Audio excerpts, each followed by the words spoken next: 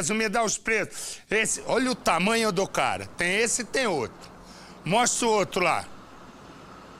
Cadê o outro? Olha o tamanho. Eles foram.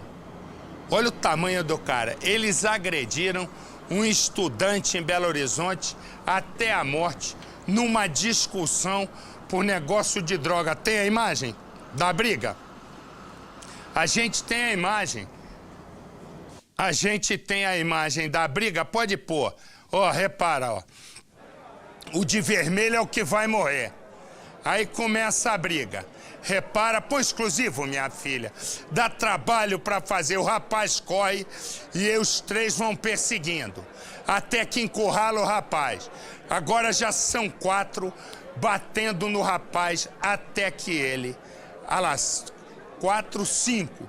O outro ainda voltou para completar o serviço. E aí eles ainda roubam o rapaz, que a essa altura tá mais morto do que vivo, ó. Repara a discussão, eles vão, é uma discussão, segundo a informação, por negócio de droga. Eles 5 começam a bater. O rapaz cai e tropeça, ó, vai cair porque já tá zonzo, não aguenta mais. Repara, os 5 começam a bater. Um vai voltar para completar o serviço e o outro vai voltar para roubar. Agora, para aí a imagem. Parou a imagem. Me explica o que a polícia estava fazendo ali. Que na primeira vez eu vi a imagem da polícia e a pergunta é, vamos ver se a polícia para. Segue a imagem. E a polícia foi calmamente embora. Não, a pergunta é, repara, é uma briga por droga, o cara já tá mais morto que vivo, ó. Aí ele cambaleia e cai sozinho. Ó, ele não aguenta e cai. Cai, tenta se esconder. Aquele de rosa vai, que é o que vai voltar para acabar o massacre, ó. O de rosa é o que vai completar o massacre, que me parece que foi preso. E aí eles roubam o rapaz. Põe no Cidade. As imagens mostram o momento da confusão. Yuri Alves, de 21 anos, está com uma camisa vermelha e se desentende com o grupo. O Yuri estava no centro da cidade, no carnaval, comercializando a substância entorpecente Loló. Nesse momento, os autores chegaram para poder comprar essa substância. E durante essa transação,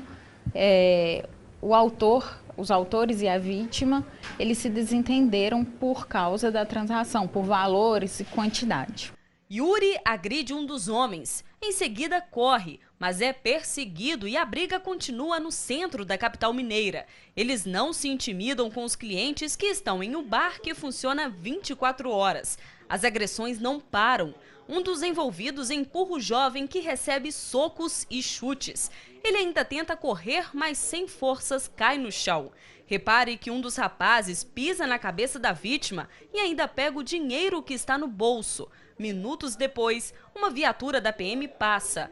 Para a polícia não resta dúvida. Um dos agressores, o que aparece nas imagens sem camisa, é Francisco Ricardo Sabino Neto, de 30 anos. Ele chegou a ser preso no dia do crime, mas foi solto horas depois. Ele, muito seguro, afirmou que não teria nenhuma participação e que, inclusive, estava tentando ajudar a vítima.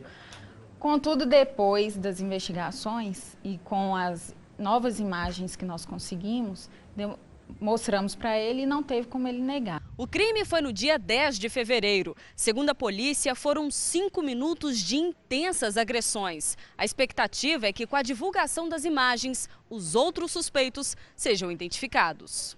Francisco, que foi instrutor de artes marciais e já chegou a ser preso por lesão corporal, nega conhecer qualquer integrante do grupo. Se eu soubesse quem que era, eu vou ficar aqui sozinho, segurando. Não que eu sou X9, mas tudo tem que ser esclarecido. A agressão e esse aí, olha o tamanho do cara. Você imagina 5 desse tamanho batendo no outro. Me dá a imagem do outro. Vai. Não do outro, meu filho, acorde, Edu. Você vai vendo. Esse foi preso. preso, ele mais um outro. Mataram um estudante durante um assalto. Põe no Cidade. Felipe dos Santos Lourenço, de 18 anos, conhecido como Diamante, foi preso no Lava Rápido onde trabalha. Segundo a polícia, ele foi localizado depois do depoimento de testemunhas. Felipe e um adolescente de 15 anos abordaram um estudante de engenharia mecânica, Leonardo Christian Siste, de 22 anos, quando ele voltava da faculdade em Taboão da Serra. Nas imagens, é possível ver dois jovens tentando pegar a mochila de Leonardo por volta da meia-noite. Ele não entrega e tenta fugir. Assim que o estudante corre, os bandidos atiram. A dupla foge na direção oposta de Leonardo. 1 minuto depois, os dois jovens voltam para verificar se ele estava morto e, em seguida, fogem sem levar nada. O adolescente está em liberdade e Felipe deve cumprir pena de 20 a 30 anos, cabendo ao Poder Judiciário definir qual limite será aplicado.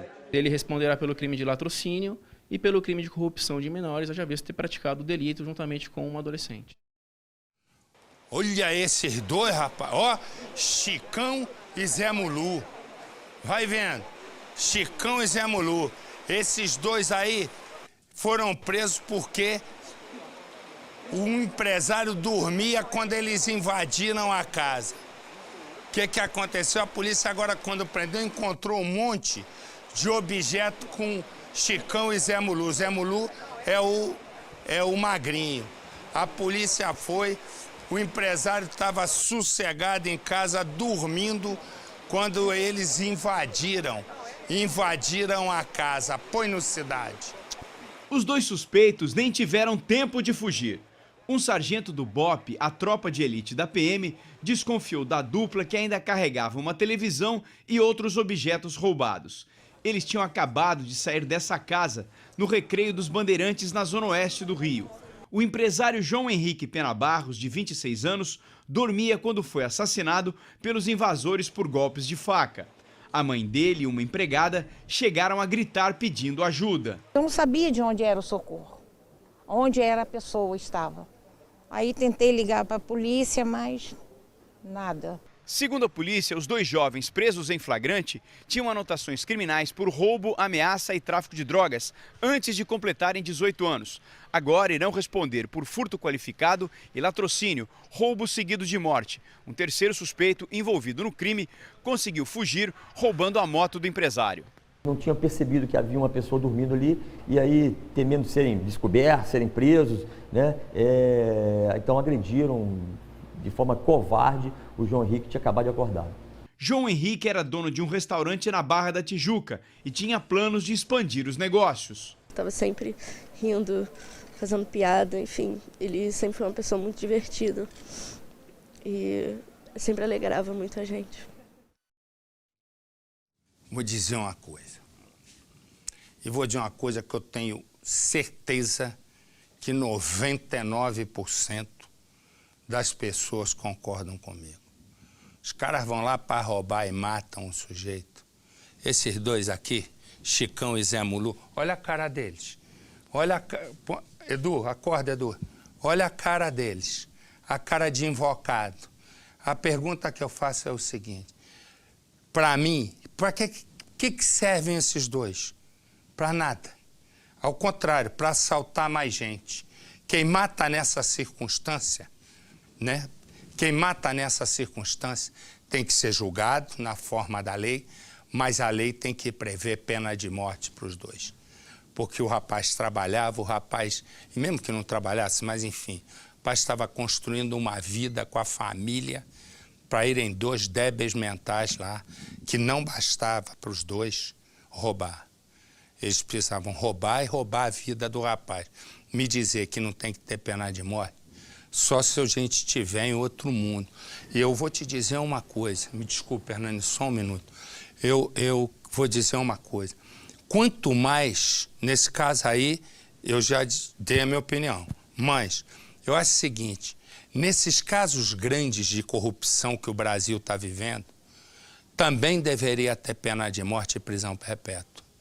Porque quanto mais a pessoa tem possibilidade na vida e ela, com todas as possibilidades de ganhar a vida honestamente, entra na corrupção, por exemplo, os donos dessas empreiteiras, né?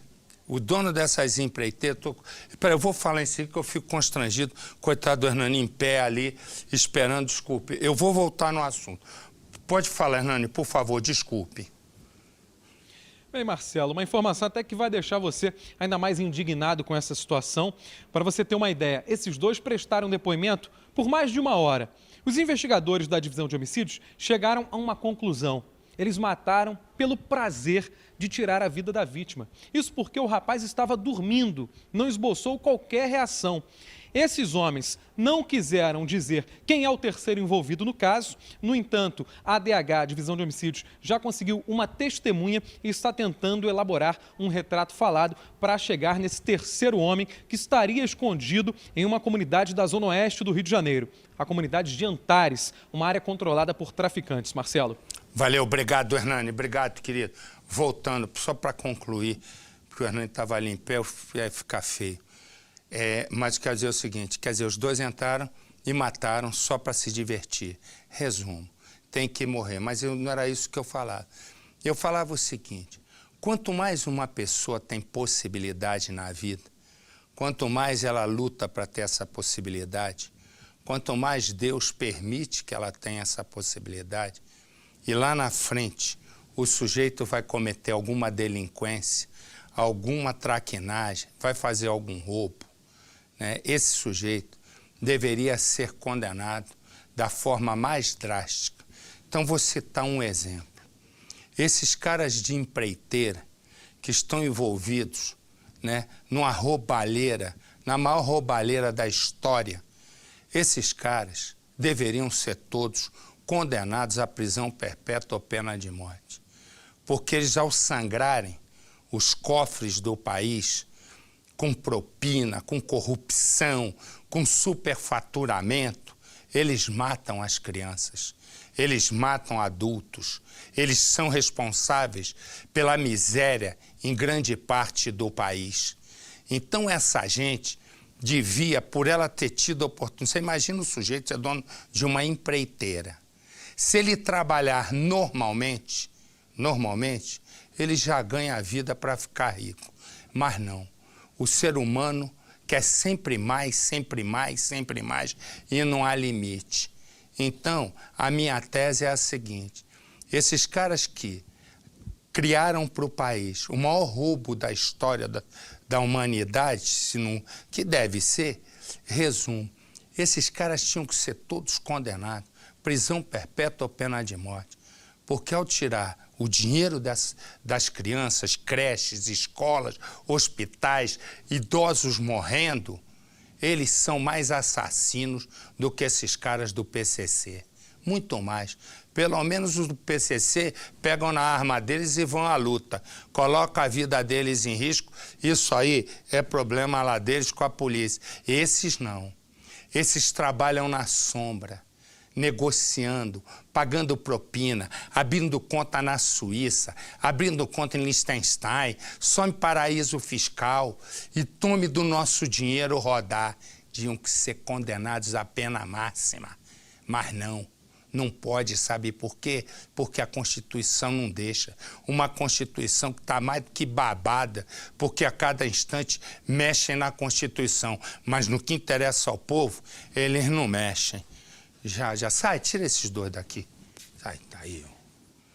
Deiviane e William. Deiviane e William são pais de um menino de 12 anos. E é esse menino de 12 anos que aqui está o motivo dos dois se manterem casados. Deiviane quer se separar, mas o marido diz que não, porque ele quer ficar com o apartamento e o carro. A esposa chega a conversar com a irmã dele e diz, pô, se o caso for assim, eu abro mão de tudo, mas eu quero é me ver livre. Mas William tem um outro plano, um plano que vai levar Deiviane à morte. Mas esse ainda não é o fim de uma história, porque a história começa assim. Já conseguiu algum lugar que você vai ficar, vai confiou, William já sabe que o casamento com Deiviane chegou ao fim, embora ele custe aceitar. Você, se quiser, arruma um lugar pra você ficar. Não que morra de amor pela esposa, mas William não quer abrir mão do apartamento e do carro do casal. A casa vai ficar comigo. Não vai ficar com você, William. Você procura um lugar pra você ficar e a casa vai ficar comigo. Eu acho que é você que vai ter que fazer isso. E por isso, decide que não vai embora. Direitos iguais, minha filha. Se você pode ficar na casa, eu também posso ficar. Eu tenho um filho pra criar, William. Deiviane suporta tudo que pode. Ela mantém o casamento por causa do filho de 12 anos. O casal está junto há 14. Você vai ficar com o nosso filho? Moça, você trabalha aqui? Trabalho sim. Eles se conhecem numa casa lotérica. Deiviane é atendente e chama atenção por ser uma moça bonita, sempre arrumada.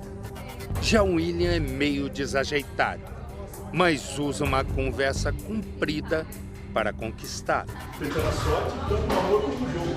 Pense em alguém que passa a jogar na loteria todo dia. É o William. Dinheiro ele não ganha, mas o coração de Deiviane, pouco a pouco, vai se derretendo pelo moço.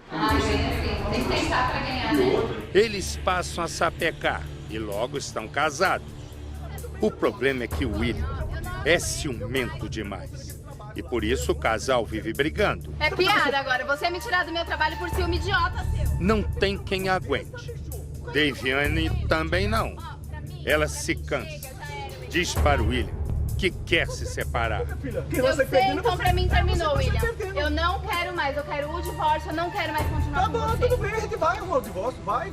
Para não perder a casa e o carro, William começa a planejar um golpe. Ele tem certeza de que jamais vai ser pego. No limite do que é capaz de suportar, Deiviane liga para uma cunhada e desabafa. Quer ser livre, até abrir mão do carro e da casa para o William a deixar em paz. Não aguento mais, William. Sério. Enquanto isso, sem saber da conversa, William começa a colocar em prática um plano de morte. Quer levar tudo? Mas não vai levar mesmo. Naquele dia, os parentes de Deiviane a procuram sem sucesso. Não atende ao telefone, não responde às mensagens. A família então procura a polícia e mobiliza todo mundo em buscas da moça. Oi, como assim acharam o corpo dela? Até que alguém avisa. Um corpo foi encontrado no matagal. É Deiviane. Resta saber quem a matou. E agora? William comete erros e vai ser desmascarado. No dia do crime, o filho do casal vê um momento em que o pai pega um saco plástico em cima do armário. É o mesmo que está na cena do crime e foi usado para enrolar o corpo de Deiviane. Câmeras de segurança também registram o trajeto que o William fez de carro. Para enganar a investigação e tirar as manchas de sangue do carro, ele foi a um lava-rápido, mas não adiantou. E com tantos indícios, o quebra-cabeça é montado. William matou a esposa. Uma mulher bonita, vaidosa. Um homem feliz, apaixonado. No meio deles, o fruto desse amor. Uma criança de 12 anos. O que ninguém suspeitou é que essa união iria terminar mais cedo e de forma trágica. Deiviane da Silva Melo, de 36 anos, foi assassinada. O principal suspeito do crime é o marido e pai do filho dela, William Sena, de 44 anos. William estava acima de qualquer suspeita. Com o tempo, o relacionamento começou a se desgastar. Vieram as brigas e conflitos. O irmão de Deiviane conta que o fim do casamento já era uma certeza. Isso, já há um tempo ela já vinha comentando com a minha esposa, com a nossa tia, que não estava querendo mais permanecer no casamento, queria se separar. E veio conversando com ele, pedindo, avisando, falando que não estava suportando mais o casamento, que queria dar um tempo né, e ele não aceitava. Deiviane já tinha tomado a decisão. Queria se separar do marido. Na véspera do desaparecimento, inclusive, ela conversou com uma cunhada por telefone. As duas conversaram mais de 1h30. Deiviane contou que estava sofrendo com o relacionamento, mas não conseguia se separar do marido, pois ele não queria sair de casa. Os dois viviam em um apartamento, neste condomínio, aqui em Uberlândia. E o impasse para o fim do relacionamento estaria exatamente no imóvel. Deiviane queria ficar com o apartamento para cuidar do filho do casal, mas William não queria deixar a casa. Não deixou ela ficar com o apartamento, falou, não, com o apartamento você não fica, briga por causa de bens. Mas ela veio tentando levar, tentando decidir, e chegou um tempo que ela viu que não tinha como, ela desistiu de tudo. Deixou o apartamento, o carro para ele, falou, eu não quero nada, pode ficar com tudo, e eu quero é cuidar do meu filho. 3 dias após o desaparecimento, o corpo dela foi encontrado em uma área de vegetação no Distrito Industrial de Uberlândia. O marido dela chegou a prestar depoimento, mas não foi preso. O detalhe de toda a investigação foi um plástico azul. É que o filho do casal, um garotinho de 12 anos, contou à polícia que viu na noite do crime, quando o pai retirou do armário de casa um plástico azul que estava guardado lá. O plástico é esse aqui, que foi encontrado aqui no local do crime. Segundo a polícia, William teria levado Deiviane, desacordada, enrolada no plástico, até o local. Tudo foi confirmado com a ajuda de câmeras de segurança, que registraram o carro dele saindo de casa de madrugada e voltando horas depois. As câmeras também flagraram o veículo passando a cerca de 300 metros de onde o corpo foi encontrado e fazendo o trajeto de volta para casa. Contradições do que ele havia falado à polícia. Ele disse que saiu de casa por volta das 6 horas da manhã para comprar pão. Depois de 15 minutos retornou e quando voltou a esposa já não estava mais no local. Nós descobrimos que isso é mentira, que ele saiu de casa por volta de 5 horas e retornou só depois das 9. No caminho de volta, William passa em um posto de combustíveis, lava o carro por dentro e por fora e depois segue para casa. O posto é esse, lugar onde ele trabalhou como frentista por menos de 2 meses e pediu demissão 10 dias antes do crime. O carro que teria sido usado para transportar o corpo de Deiviane foi apreendido. O filho do casal está sob os cuidados da família do pai. E William Sena continua foragido. E esta é a imagem do homem que está foragido. Corta para mim. Eu já não aguento mais falar. Se você viu esse homem, se você conhece esse homem, mas põe a imagem aí, por favor. Porque ele continua foragido. Agora eu vou te contar, por causa de uma casa e um carro, o cara faz isso. O cara precisa ser muito materialista, né?